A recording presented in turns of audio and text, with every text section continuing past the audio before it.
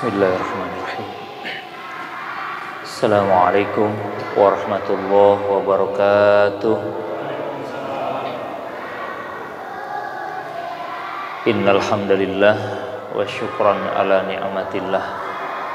Allahumma shalli wa sallim wa barik ala sayyidina Muhammadin wa ala alihi wa sahbihi wa zurriyatihi ajma'in. Amma ba'du. Rabbi shrah li sadri wa yassir li amri wahlul 'uqdatam min lisani yafqahu qawli. Rabbi zidna ilma warzuqna fahma wa alhiqna bis sholihin. Rabbana la ilma lana illa ma 'allamtana innaka antal alimul hakim wa tub 'alaina innaka antat tawwabur rahim. Ayol hadirun ikhwanu fiddin rahimanallah. Usikum wa nafsi bitaqwallah wa ta'atihi la'allakum tuflihun. Qad qala Allah Ta'ala fil Qur'anil Karim. Bismillahirrahmanirrahim. Yarfa'illahu alladhina amanu minkum walladhina utul ilma darajat. Wa qala an-nabiyyu sallallahu alaihi wa alihi wasallam wa ala alihi wa ashabihi. Wa may yuridillahu bihi khairan yufaqihu fiddin. Al-Hadis. Puji dan syukur mari bersama kita panjatkan kepada Allah Subhanahu wa taala. Alhamdulillah pada kesempatan malam hari ini kita masih diberikan kenikmatan sehat walafiat, panjang umur, terutama nikmat iman dan Islam, sehingga kita dapat melaksanakan kegiatan ibadah kita, melaksanakan sholat maghrib berjamaah. Lalu kita lanjutkan dengan rangkaian kewajiban kita yang lain, yakni menuntut ilmu, yang mudah-mudahan apa yang kita lakukan saat ini menjadi satu jalan agar mudah-mudahan kita menjadi pribadi-pribadi yang lebih baik lagi di hadapan Allah Subhanahu wa taala. Shalawat teriring salam mari kita sampaikan dan curahkan kepada Nabi kita Muhammad sallallahu alaihi wa alihi wasallam wa ala alihi wa ashabi. Para hadirin jamaah, para bapak, para remaja, terutama para asatid, juga para hujjaj, para orang tua, para jamaah yang mudah-mudahan kita semua dirahmati oleh Allah Subhanahu wa taala. Manusia hidup ini melewati 3 dimensi waktu: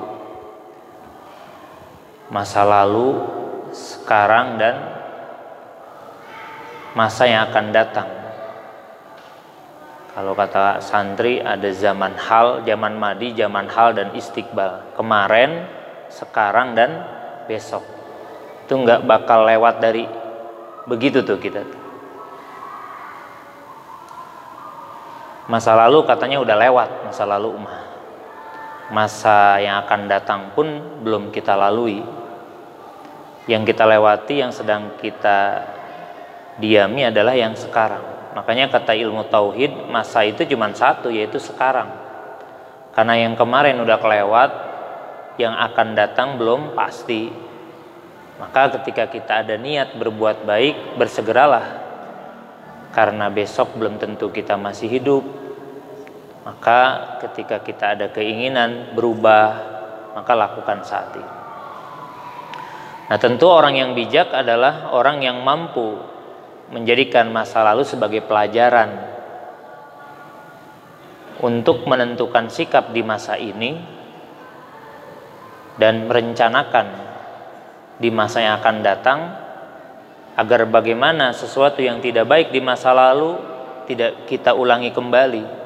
Sehingga hari ini kita harus lebih baik daripada hari kemarin.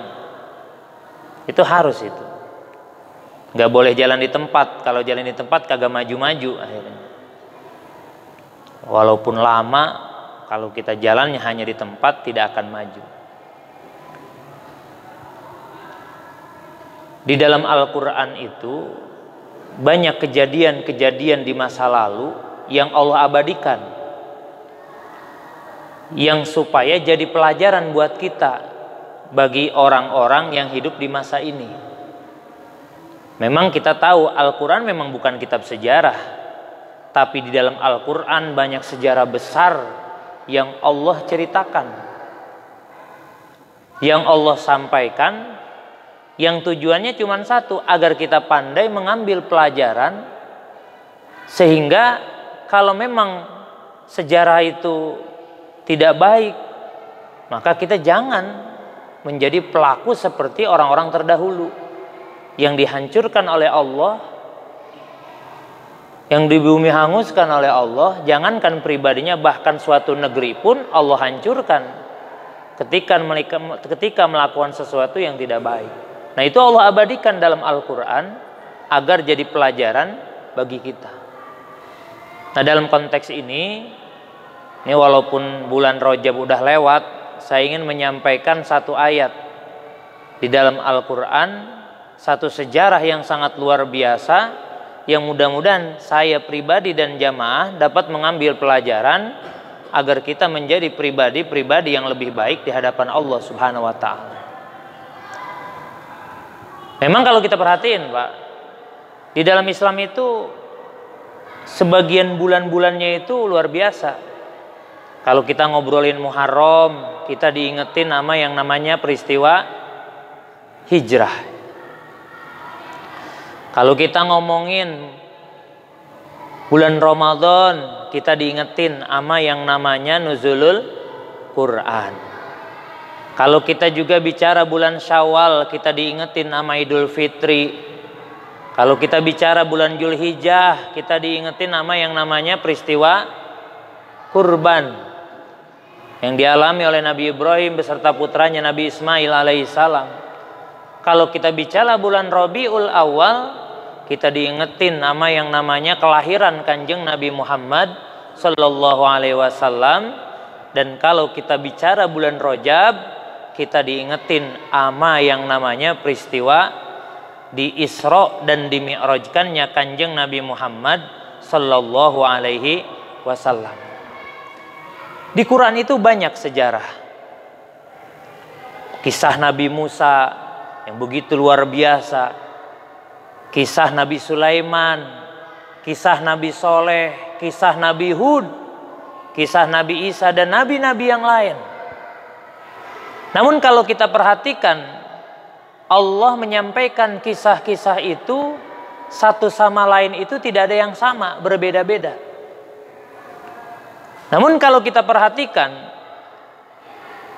dari sejarah yang diceritakan dalam Al-Quran oleh Allah, hanya satu sejarah yang diceritakan oleh Allah yang diawali dengan lafaz subhana. Padahal yang lain juga begitu besar sejarahnya. Bagaimana Nabi Musa membelah lautan,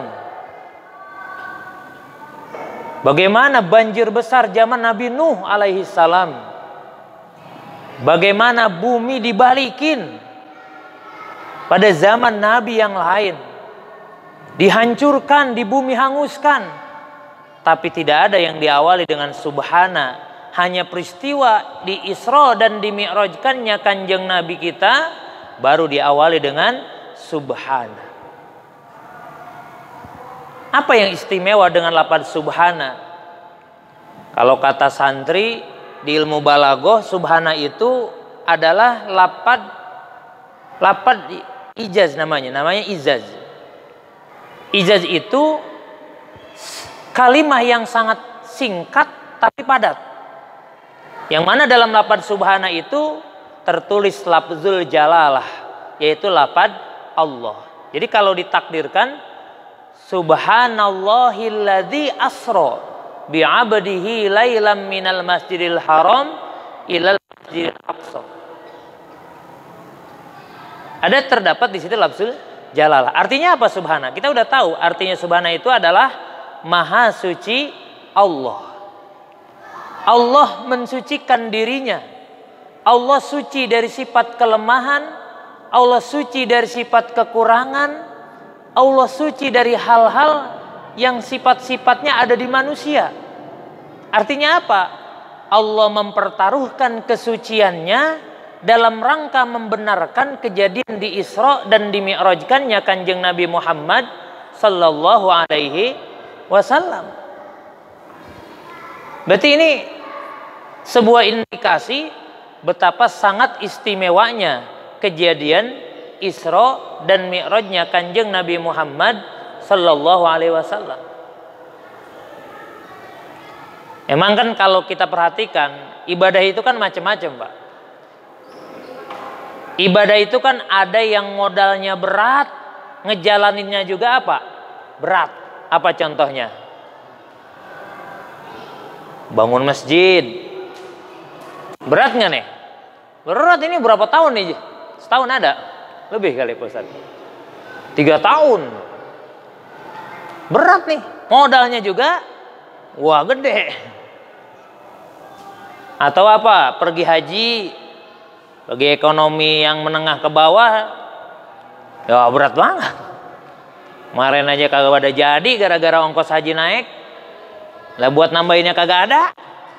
Kagak jadi akhirnya. Syariatnya begitu. Mana udah aki-aki. Kagak jadi, Masya Allah. Lalu ibadah juga ada yang apa? Yang modalnya ringan. Tapi berat ngejalaninnya.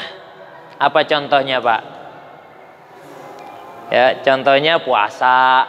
Gitu ya. Puasa mah modalnya dikit, Pak. Apa modal puasa? Lah niat doang. Asanawa itu saumagodin juga udah jadi puasa mah. Cuman yang beratnya apa? Ngejalanin. Ngejalannya berat. Kalau tibang nahan lapar dan haus mah, anak saya aja TK udah kuat, Pak, sampai maghrib. Tapi yang paling berat itu esensi dari puasa itu sendiri, yaitu tidak hanya menahan lapar dan haus, tapi juga menahan hawa nafsu kita dari hal-hal yang dilarang oleh Allah Subhanahu wa ta'ala. Memang Bapak kuat puasa nahan lapar dan haus, tapi kagak kuat nahan marah. Ngambek mulu, apalagi pertama puasa ya, mana lapar gitu kan. Kadang-kadang kan orang lapar temperatur tinggi, Pak. Kagak tahu apa gue lagi lapar gitu ya. Kagak bisa nahan marah kita. Nahan lapar mah kuat, marah kagak bisa. Kuat nahan lapar dan haus, ngebohong kagak bisa nahan. Puasa Senin Kemis aja kadang-kadang kita kalah mulu sama bohong. Bercanda juga, Pak, kalau bohong mah bohong aja tetap. Kuat kita nahan lapar dan haus saja, tapi ngomongin nih ngejaga lidah kagak kuat, kita ngomongin orang mulu. Baru habis sahur udah ngomongin siapa? Orang. Batal pahala puasanya. Gibah, namimah, hasud, memang modalnya dikit, tapi berat ngelakuinnya. Nah, ketiga, ada ibadah yang modalnya gampang, ngelakuinnya juga gampang. Mana? Nah ini kalimah-kalimah thayyibah seperti subhanallah, walhamdulillah, wala ilaha illallah, wallahu akbar. Gampang, Pak? Ngucapinnya gampang? Modalnya gampang? Gampang. Bahkan kata Nabi, khafifatani 'alal lisan. Ada yang gampang diomongin, sakilatani fil mizan, berat timbangannya. Nih kalimat nih kalau diomongin gampang nih lidah ngomongnya, tapi nih kalimat ngeberatin timbangan amal kita nih. Habibatani ila rahman, dan sangat dicintai kalimat ini oleh Allah. Apa itu? Subhanallah wa bihamdihi subhanallahil azim. Gampang ngucapinnya? Gampang. Itu kalimat enteng kata Nabi, tapi ngeberatin amal kebaikan kita dan sangat dicintai sama Allah, yaitu subhanallah bihamdihi subhanallahil azim. Nah itu makanya baca sebelum subuh, baca tuh 100 kali. Kalau di pesantren ditambahin Pak, astagfirullah, tambahin tuh. Subhanallah bihamdihi subhanallahil azim, astagfirullah. Karena Nabi nggak kurang sehari semalam istighfar berapa? 100. Tuh Nabi tuh. Itu siapa tuh? Nabi. Yang udah apa? Yang udah apa Pak? Liyaghfira laqallahu ma taqaddama min dzambika wa ma ta'akhkhar. Nabi mah dosanya udah diampuni yang lalu dan yang akan datang. Istighfar sehari nggak kurang, cepet. Kita berapa? Kudunya ya. Kudunya kita lebih dari cepet. Lah kita bukan Nabi, bukan Rasul, salah tiap hari. Ya, kita mah kudunya teh kita mah lebih dari cepet teh. Iya, tiap wirid kudunya masukin di istighfar. Astagfirullahaladzim, astagfirullahaladzim. Habis kalau di rumah memalas kita. Makanya sebaik-baik sholat itu di rumah, kecuali sholat yang wajib. Nih yang wajibnya di sini supaya kebawa wirid. Di rumah mah nggak ada wirid. Qobliyah hilang, wirid hilang ya. Badiah hilang. Kalau di masjid mah kan kita sholat sebentar juga karena imamnya lama kebawa lama kita. Bacaan salah karena imamnya benar kebawa kita. Lah kan kalau bacaan salah Fatihah apa nggak sah sholatnya kata Sapinah mah gitu ya. Salah baca aja hurufnya salah. Nggak sah Fatihahnya, nggak sah Fatihahnya nggak sah sholatnya. Lah kalau berjamaah ditanggung sama imam. Salah juga jadi benar kita, imamnya benar. Nah gitu manfaatnya berjamaah tuh. Kalau kita kaget, biasakan baca apa? Astagfirullah, tuh pahala. Melihat yang takjub, subhanallah. Kena musibah, ngedengar musibah baca innalillah. La haula wala quwata illa, macam-macam banyak. Itu satu ibadah yang sangat mudah diucapkan dan modalnya juga sedikit. Nah, itu hikmah dari subhana tuh. Subhana. Itu secara lafaz subhana. Kemudian ada alladzi asra. Ada asra. Asra itu asra yusri isro'an. Kalau bentuk majhulnya demikian. Kalau asalnya masaro yasiru. Jadi asro itu artinya diberjalankan. Di dalam hal ini Nabi itu bukan jalan sendiri, tapi Nabi diberjalankan. Udah gitu naiknya kendaraan yang namanya apa Pak? Buraq. Buraq itu dalam kitab Dardir Mi'raj kecepatannya itu secepat kalbarki. Disebutnya juga buraq. Buraq itu dari barkun. Barkun itu apa artinya? Kilat. Jadi kecepatan apa? Buraq itu kayak kilat. Bapak pernah lihat kilat Pak? Gimana kecepatannya? Jebret gitu kan ya. Langsung nyampe. Terus sekali satu kilat itu, satu langkah buraq itu jauhnya sejauh mata memandang.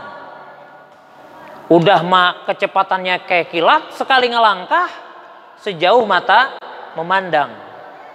Tuh naik kendaraannya begitu, bukan naik angkot, macet angkot mah. Naiknya buraq. Terus buraq itu kalau naik, jadi kalau naik kaki belakangnya ninggiin, kalau turun kaki depannya ninggiin. Jadi Nabi itu nggak ngalamin naik gini, turun gini, enggak, sejajar aja.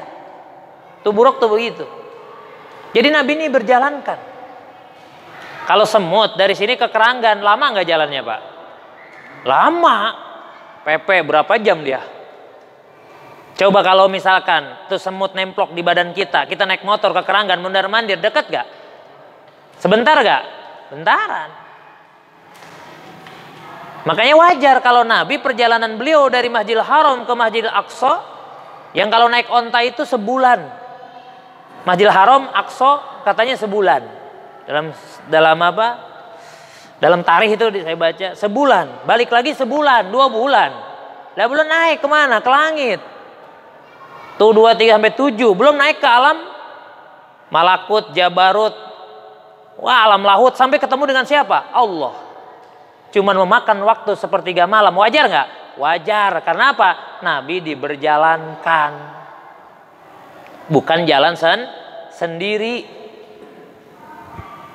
Lagian kan ini kemauan Allah, bukan kemauan kita. Kalau kemauan Allah mah, apa yang nggak kita pikirin bisa terjadi, Pak. Nih kalau kita mikir nih, kata otak kita, ini ada bocah nih, ya, ada bocah, pasti ada bapak, ada emak, ya kan? Emak bapak sebab, anak akibat, kan itu ya? Iya, logika kita. Logika kita nggak nerima kalau ada anak nggak ada bapaknya. Kalau ada anak nggak ada emaknya, logika kita nggak nerima. Tapi kalau Allah mau jadi nggak? Jadi Nabi Adam nggak punya bapak, nggak punya emak. Siti Hawa ada bapaknya, kagak ada emaknya. Nabi Isa punya emak, nggak ada bapak. Sekarang juga banyak anak nggak ada emak, bapaknya, emaknya doang ada. Ngikutin Nabi Isa kayak itu. Kalau Allah mau mah nggak ada yang susah bagi Allah mah. Makanya jangan pakai kepala, pakai apa? Pakai iman, terimanya iman. Karena kepala mah ada batasnya. Tentu yang menciptakan otak kita lebih pintar daripada kita yang punya otak. Makanya kalau ngelihat orang pintar, hebat, bisa bikin ini, bikin itu, bisa keluar angkasa, kita bilang subhanallah. Balikin ke Allah karena memang Allah yang menciptakan orang tersebut. Selain kita memuji orang tersebut, jangan lupa subhanallah, ini orang pinter amat gitu ya. Makanya dimanapun kitab, Bapak kalau ngelogat pakai ilmu nahu, alhamdu, itu logatnya apa? Bermula segala puji yang 4 lillahi, itu milik Allah. Itu pasti. Fatihah juga kalau ngelogatnya lengkap begitu. Alhamdu, bermula segala puji yang 4 itu milik Allah. Artinya siapapun, dimanapun, kapanpun yang kita puji, balikin ke siapa? Ke Allah. Karena semua milik Allah yang diciptakannya oleh siapa? Oleh Allah subhanahu wa ta'ala. Jadi asra diberjalankan. Yang ketiga, subhanalladzi asra bi'abdih. Maha suci Allah yang telah memberjalankan hamba. Nih, di sini ada bahasa hamba, Pak. Ini cukup menarik. Kenapa? Kan yang dijalani Nabi. Kenapa disebutnya bukan asra bi Muhammadin, tapi asra bi abdi, bukan bi Muhammadin. Kenapa? Nah, di sini kita temukan ada 2 data yang perlu kita pahami. Yang pertama, berarti Isra Mi'raj itu Nabi Nabi diberjalankan antara ruh dan jasadnya. Jadi ruh dan jasadnya jalan. Karena begini, Pak, kalau ada jasad nggak ada ruhnya, namanya apa, Pak? Ada jasad nggak ada ruhnya, namanya apa? Mayat. Ada ruh nggak ada jasadnya, namanya apa? Ada suaranya doang, wah, nggak ada bentuknya. Apa itu namanya? Hah? Pocong tuh. Pocong. Nah, ini Nabi abdun, hamba. Hamba itu berarti antara jasad ada, ruhnya juga ada. Jadi berarti Nabi itu berjalan, dijalankan Nabi itu bersama jasad dan ruhnya. Kayak kita begini. Ada jasadnya, ada ruhnya, diberjalankan oleh Allah. Itu satu. Yang kedua, Nabi itu dipanggil hamba oleh Allah subhanahu wa ta'ala. Kalau kita bisa ngomong, kita juga hamba Allah bukan, Pak? Hamba Allah bukan? Hamba, kata siapa? Lah kata kita. Kalau Nabi mah udah dipanggil sama Allah hamba.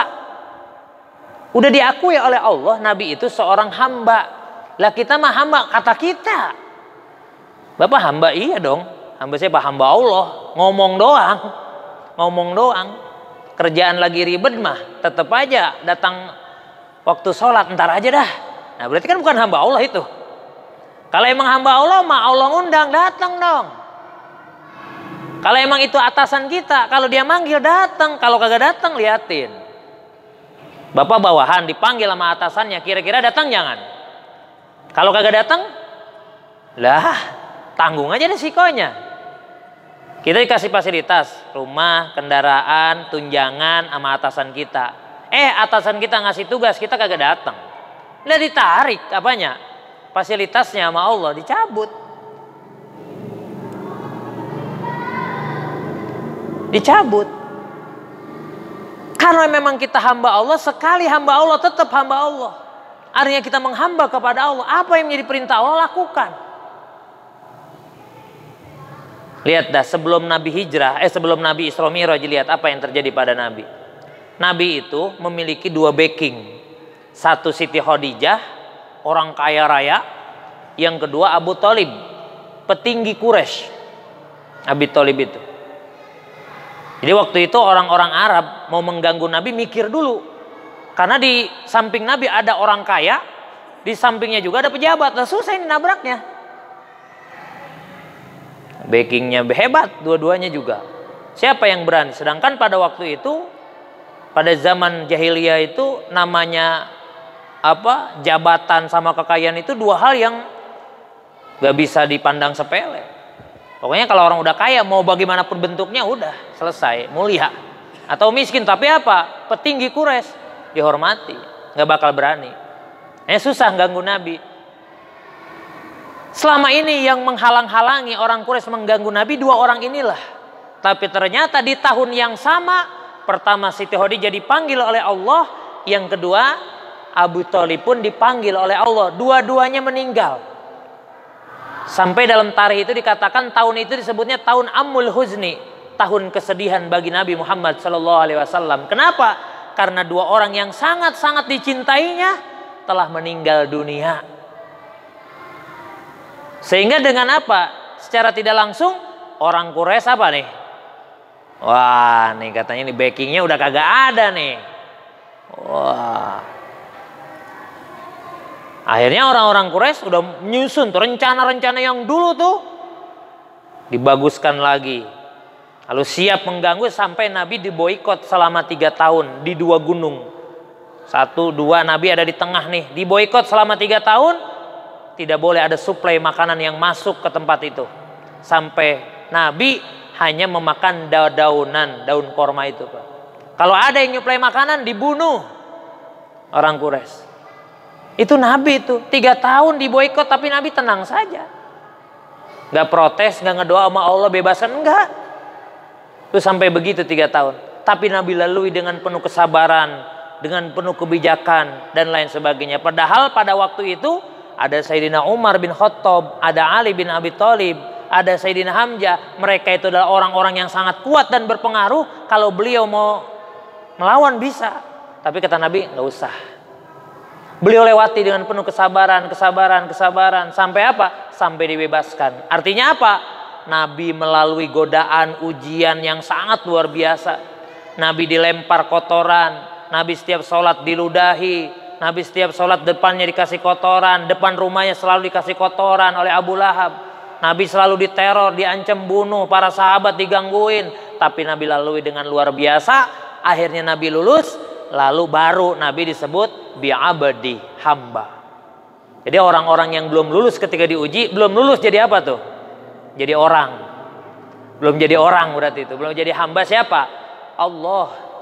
Nah, jadi kalau pengen disebut hamba Allah, harus lulus dari ujian-ujian yang Allah berikan. Dan ingat, semua yang terjadi kepada kita saat ini adalah ujian. Baik yang manisnya ataupun yang pahitnya. Kalau ingin diakui sebagai hamba Allah, maka harus lulus. Pas Nabi lulus, dihibur oleh Allah, dikasih hadiah oleh Allah dengan perjalanan Isra dan Mi'raj. Tujuannya apa sih Isra Mi'raj itu? Asra bi 'abdihi lailam minal masjidil haram ilal masjidil aqsal ladzi barakna haulahu linuriyahu min ayatina. Allah pengen nunjukin kekuasaannya, Allah pengen nunjukin kebesarannya, pengen nunjukin kebesaran Allah supaya manusia tahu tentang kebesarannya agar mereka beriman kepada Allah Subhanahu wa Ta'ala. Itu pengen nunjukin. Yang mana perjalanan Isra dan Mi'raj Nabi itu ditandai dengan bermacam-macam kejadian. Di dalam kitab Dardir Mi'raj atau kitab Bainama dikatakan apa kejadian yang terjadi dari Masjidil Haram ke Masjidil Aqsa. Itu banyak sekali kejadian. Di antaranya apa? Nabi diperlihatkan dengan orang-orang yang sedang menggunting lidahnya, Pak. Bibir dan lidahnya digunting-gunting. Hancur, lalu jadi lagi, hancur, lalu jadi lagi. Lalu apa yang dikatakan kepada malaikat Jibril? Ya Jibril, siapa itu orang? Lalu malaikat Jibril bilang, itu umatmu Muhammad. Yang apa? Yang tukang ngomongin orang. Nanti di alam barzah, nanti di alam akhirat, dia akan menggunting-gunting bibir dan lidahnya sampai putus dengan gunting yang sangat panas. Lalu dia akan dikembalikan lagi menjerit, lalu dikembalikan lagi, digunting lagi. Begitulah keadaannya. Satu. Yang kedua, Nabi diperlihatkan kepada satu kelompok, yang mana kelompok itu tangannya terbuat dari apa? Besi. Besinya menyala, lalu kelompok itu mencakar-cakar wajahnya. Ini wajahnya dicakarin, Pak. Wajahnya dicakarin sampai habis, sampai jatuh rontok kulit dan dagingnya, darah mencucur, bercucuran, mereka menjerit kesakitan, lalu dijadikan lagi oleh Allah, dicakar kembali. Lalu apa yang ditanyakan? Ya malaikat Jibril, siapa itu? Lalu malaikat Jibril menjawab, itu adalah umatmu yang dulu suka menjelek-jelekan saudaranya sendiri. Itu yang tukang ngejelek-jelekin saudaranya, nanti di alam akhirat akan apa? Akan diberi siksaan yang sedemikian rupa. Lalu Nabi ngelihat lagi ada satu kelompok yang sudah berat memikul apa? Beban, tapi sibuk terus dipikulkan bebannya ke punggungnya. Udah capek, udah lelah, tapi dia tetap bebannya itu dia apa? Ditimpakan ke punggungnya. Lalu Nabi menjawab, Nabi bertanya, ya malaikat, siapa itu? Golongan itu adalah orang yang diberikan amanah, dia tidak mampu memikulnya, tapi mencari amanah lagi. Satu jabatan udah nggak mampu, nyari jabatan lagi. Yang satu aja nggak amanah, pengen nyari lagi. Udah turun, pengen naik lagi. Yang dulu aja kagak bener, sekarang pengen naik lagi. Nah, ibaratnya begitu. Lalu ada lagi Nabi menemukan kejadian, ada orang sekelompok orang yang menanam padi, ya, nanam langsung jadi, langsung panen, nanam langsung jadi, langsung panen. Lalu Nabi berkata, ya malaikat Jibril, siapa dia? Mereka adalah kelompok orang-orang yang senantiasa bersodakoh semasa hidupnya. 1 kali dibalas 7 kali, 7 dibalas 100, jadi 700. 1 kali kebaikan dibalas 700. Nah nanti mereka seperti menanam padi, setelah baru nanam jadi berbuah dipanen, jadi berbuah dipanen. Itulah keadaan orang-orang yang suka bersedekah ketika hidup di dunia. Dan masih banyak lagi kejadian. Silahkan dibuka di kitab Dardir Mi'raj tentang peristiwa kejadian Isra dan Mi'rajnya Nabi kita. Di situ banyak kejadian yang terjadi sampai Nabi bertemu dengan Nabi Adam di langit pertama, Nabi Idris, kemudian ketemu lagi dengan nabi-nabi yang lain sampai langit ke-7. Langsung saja kita singkat. Kemudian apa yang beliau bawa dari peristiwa Isra dan Mi'raj? Yang beliau bawa kita sudah tahu, yaitu tentang masalah sholat. Lihat Pak, kalau Allah nyuruh zakat itu ayat yang turun, nyuruh puasa ayat yang turun, nyuruh pergi haji Allah turunkan ayatnya. Tapi ketika nyuruh perintah sholat, langsung Nabi dipanggil di hadapan Allah Subhanahu wa Ta'ala. Ini menandakan bahwa sholat adalah ibadah yang paling luar biasa. Kalau dalam anggota tubuh, sholat itu ibarat palanya Pak. Kalau orang nggak ada tangannya, hidup nggak Pak? Hidup. Orang nggak ada kakinya, ada yang hidup? Hidup. Tapi kalau orang nggak ada kepalanya Pak, ada yang hidup?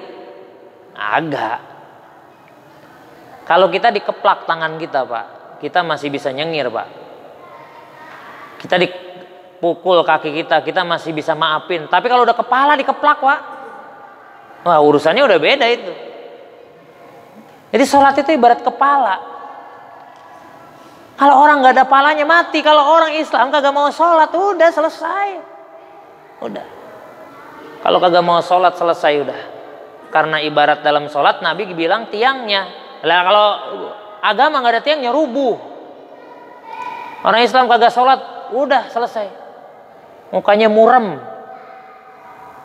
Nggak boleh masalah dikit langsung bingung. Dihina dikit langsung apa? Marah. Ke anak gak sabar, ke istri gak sabar. Itu kalau orang kagak sholat. Karena emang sholat itu adalah tiang daripada agama. Terus lihat Pak, pendidikan dalam sholat, lihat sama kita. Karena emang sholat itu perintahnya bukan melaksanakan sholat, tapi akimis sholat. Kita disuruh mendirikan sholat, bukan melaksanakan sholat. Kalau melaksanakan mah yang penting udah johor, udah berapa 4 rakaat selesai, udah. Berapa rakaat salat asar? 4 selesai, keluar udah. Pas satu hari masuk ke masjid, ya, salat maghrib 3 rakaat, pulang dari masjid, dia bawa sendal jelek, pas keluar ada sendal yang bagus. Kata kiai katanya ambil yang bagusnya, buang yang buruknya. Diambil yang bagusnya. Nah itu namanya orang cuman melaksanakan sholat, tidak mendirikan sholat. Kalau orang mendirikan sholat maka kata Allah inna sholata tanha anil fahsya'i wal munkar. Sholat itu dapat mencegah orang dari berbuat yang keji dan munkar. Orang yang sholatnya benar mah gak bakal berbuat salah. Kenapa kita masih sholat tapi masih ngebohong? Kita sholat tapi masih gibah. Kita sholat tapi masih namimah, masih hasud dan lain sebagainya. Karena mungkin kita masih sekedar melaksanakan sholat, tidak mendirikan sholat. Lihat Pak, pendidikan dalam sholat. Tadi saya katakan yang paling mulia di anggota tubuh kita apa Pak? Kepala. Tapi kalau kita lagi sholat, lagi sujud, kepala sejajar sama apa Pak? Sama apa? Sama anggota tubuh kita yang mana? Yang paling rendah apa? Kaki, bener nggak? Cuman pala depanan, kaki belakangan kan itu ya. Tapi kan sejajar itu. Maksudnya Allah ngajarin kita supaya jangan sombong. Jangan takabur. Kenapa setan diusir dari surga Pak? Kenapa? Sombong. Kenapa? Karena ketika disuruh sujud sama Nabi Adam oleh Allah, dia merasa apa? Setan sujud sama Adam. Nanti dululah. Saya ini udah lama tinggal di surga ribuan tahun. Istilah katanya dia senior Pak di situ. Terus yang kedua, Adam baru diciptain udah saya suruh sujud. Terus Adam baru lahir, terus diciptakannya cuman dari apa? Cuman dari tanah liat. Ngapain saya sujud ke Nabi Adam? Ngapain? Saya kan lebih senior. Saya lebih pintar, saya lebih kaya, saya lebih tinggi jabatannya. Dia mah siapa? Masa saya kudu nerima nasihat dia? Istilah katanya kalau di kita kan gitu. Kadang-kadang kita hormat sama orang milih-milih Pak. Kalau pejabat baru kita hormat. Kalau orang rakyat mah tetangga yang kaya kita hormatin, yang miskin mah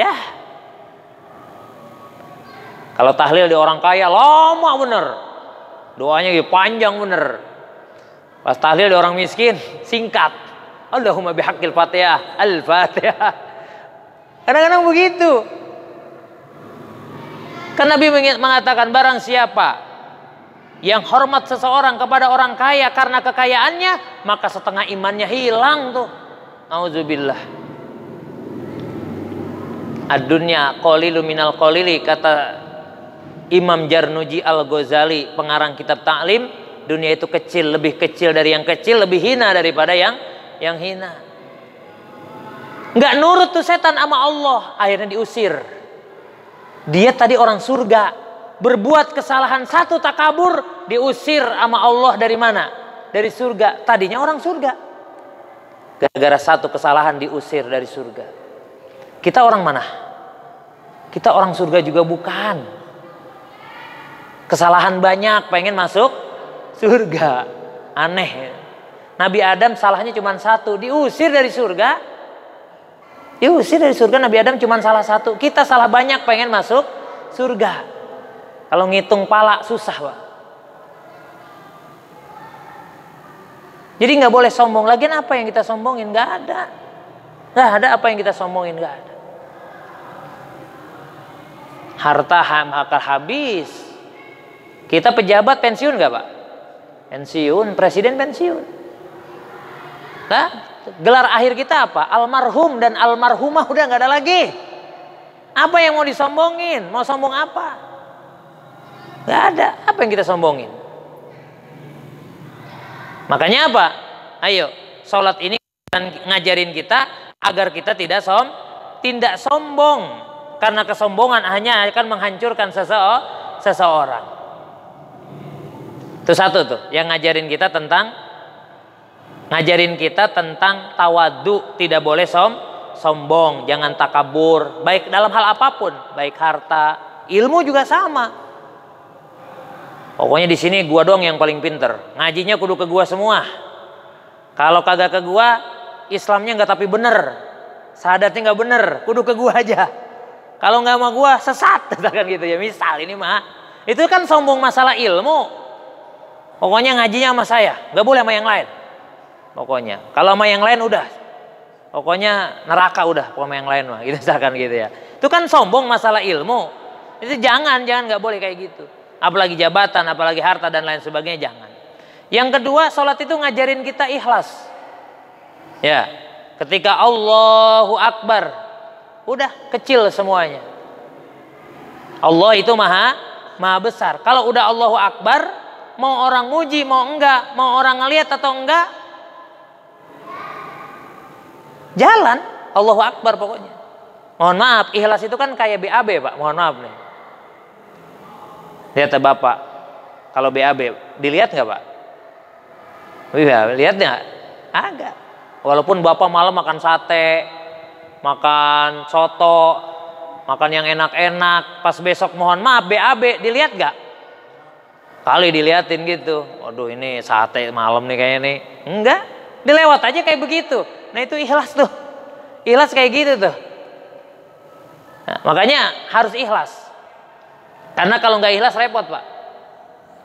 Kalau nggak ikhlas. Dan yang tiga terakhir saya sampaikan pelajaran sholat, yaitu apa? Ini yang mungkin orang dan kita semua ingin dapatkan, yaitu ketenangan. Sholat itu ngajarin kita apa? Tenang. Kan kita hidup itu punya emosi Pak. Kita punya emosi juga ambisi. Apa yang orang punya kita juga apa Pak? Pengen, ya benar gak? Yang namanya ambisi, emosi, apa yang orang pengen kita juga pengen. Cuman kalau emosi dan ambisi kita teratur, temperaturnya pas, maka bisa kita kendalikan. Walaupun kita pengen tapi karena kita apa? Karena kita mungkin ekonominya kurang, ya biarin. Atau pas ketika temperatur panas, datang waktu sholat ngelihat tetangga beli TV panas, wajar. Ngelihat tetangga beli motor baru panas, wajar. Namanya juga kita emosi dan ambisi, wajar. Tapi apa? Tapi ketika datang sholat, Allahu Akbar, Allah maha besar. TV tetangga mah kecil, mobil tetangga mah kecil. Akhirnya apa? Tenang kembali hati kita. Yang tadi udah panas, ambil air wudhu, sholat, tenang lagi. Itu kontrol. Kan jiwa manusia itu perlu ada yang menyetabilkan. Itu apa? Sholat. Dengan sholat hati kita menjadi tenang. Asalkan niatnya sholat itu aqimis sholat, mendirikan sholat. Kalau emosi dan ambisi kita berlebihan repot. Itu tadi saya bilang, kalau ngelihat tetangga beli TV dia panas, ngelihat tetangga beli motor makin panas, ngelihat tetangga beli mobil sakit, masuk rumah sakit. Pas di rumah sakit ngedengar tetangganya beli apa? Rumah. Udah. Innalillahi wa inna ilaihi rajiun. Jadi disiksa dengan perasaan sendiri, Pak. Karena tidak tenang. Nah, tenangkan dengan sholat. Itu udah indah banget, Pak, kalau kita sholat suami istri gitu sholat. Bangun malam, Bu, kita sholat yuk. Sholat tahajud sama-sama. Assalamualaikum. Ya, istrinya bilang, Pak, kalau saya punya salah maafin. Kalau dari pagi sampai sore saya punya salah. Bapak juga sama. Kalau Bapak ngeselin dari pagi sampai sore maafin. Kan enak tuh rumah tangga kayak gitu ya. Enak kan itu ya perasaannya. Terus walaupun misalkan lagi berantem, cok berantem, datang waktu apa? Sholat. Bu, sholat bu, kita gencatan senjata dulu nih, kita sholat dulu, biarin, ayo ajakin sholat bareng, biarin sambil ngambek sambil monyong juga, sholat aja. Ntar habis sholat apa? Kalau emang ibu masih penasaran, ayo kita lanjutin. Insya Allah Pak selesai. Tapi kalau misalkan lah udah sholat masih aja berantem, wah itu berarti udah profesional itu. Sama sholat aja kagak sembuh, apalagi sama yang lain. Wah itu berantemnya udah profesional. Makanya kalau lagi berantem ajakin sholat, biar tenang hati, ntar tenang. Temperatur batin jiwa kita jadi tenang. Setiap ibadah yang dilakukan dengan baik itu akan menstabilkan jiwa kita, apalagi sholat. Makanya kalau orang udah kagak sholat udah selesai. Angin ke kanan dia ke kanan, angin ke kiri dia ke kiri, angin ke bawah dia ke bawah, angin ke atas dia naik ke atas. Ini mungkin yang dapat saya sampaikan berkaitan dengan surat Al-Isra ayat yang pertama. Ya, mudah-mudahan kita dapat mengambil pelajaran, terutama apa? Dari ibadah yang memang menjadi pokok daripada oleh-oleh Isra Mi'raj Kanjeng Nabi Muhammad SAW. Mudah-mudahan cerita yang saya sampaikan, ingat Quran bukan kitab sejarah, tapi Isra Mi'raj adalah sejarah yang dapat kita ambil pelajaran untuk menjadikan pribadi kita menjadi lebih baik lagi di hadapan Allah Subhanahu wa Ta'ala. Mudah-mudahan dengan penyampaian ini, kita yang memang sholatnya masih sekedar melaksanakan, kita tingkatkan untuk lebih mendirikan sholat. Kalau misalkan kita belum baik, ayo perbaiki sholat kita, karena sholat yang baik akan mempengaruhi pribadi, rumah tangga, dan masyarakat kita yang tidak menjadi baik. Yang sudah baik pasti nanti bertambah-tambah kebaikan. Terus belajar, terus mengaji, terus menuntut ilmu, karena ngaji itu bukan perkara mudah. Maksain datang ke sini aja susah, ya. Bukan, walaupun kita duduk-duduk gini Pak, bukan perkara mudah ngaji itu. Bagian orang dan kita pun kalau nggak maksain nggak bisa. Hanya yuk kita kontrol terus, kita charger terus iman kita dengan ngaji, dengan menuntut ilmu. Mudah-mudahan Allah memberikan hidayah dan taufik kepada kita, sehingga yang tidak baik menjadi baik, yang sudah baik bertambah-tambah kebaikan. Demikian yang dapat saya sampaikan. Kita baca Fatihah sebelum mengakhiri pertemuan kita. Mudah-mudahan kita semua yang hadir, Allah senantiasa sehatkan jasmani dan rohani kita. Allah senantiasa panjangkan umur kita dalam taat. Allah murahkan rezeki kita untuk bekal ibadat. Jadikan kita insan-insan yang soleh dan solehat. Diselamatkan kita baik di dunia maupun di akhirat. Aktivitas, rutinitas yang kita jalani sehari-hari, mudah-mudahan Allah tolong. Pekerjaan-pekerjaan yang kita jalani diberikan kemudahan sehingga menjadi jalan untuk mendekatkan diri kepada Allah. Usaha yang kita jalani diberikan kelancaran. Yang belum punya usaha, mudah-mudahan diberikan usaha yang baik. Jadi Allah jadikan rumah tangga kita sakinah, mawaddah, warahmah. Allah titipkan anak dan keturunan kita yang soleh dan solehah. Anak-anak kita yang sedang belajar, baik yang di rumah, yang di sekolah, yang di pondok-pondok pesantren, mudah-mudahan dimudahkan dalam proses belajarnya, diberikan ilmu yang banyak dan manfaat. Cita-cita yang diinginkan yang mudah-mudahan dikabulkan. Yang kurang sehat diangkat penyakitnya, yang sudah meninggal diampuni dosanya. Dan kita yang masih hidup, mudah-mudahan hidup yang sekali ini betul-betul menjadi hidup yang bermutu di hadapan Allah Subhanahu wa Ta'ala. Bitilkaniyah Al-Fatihah. A'udzubillahi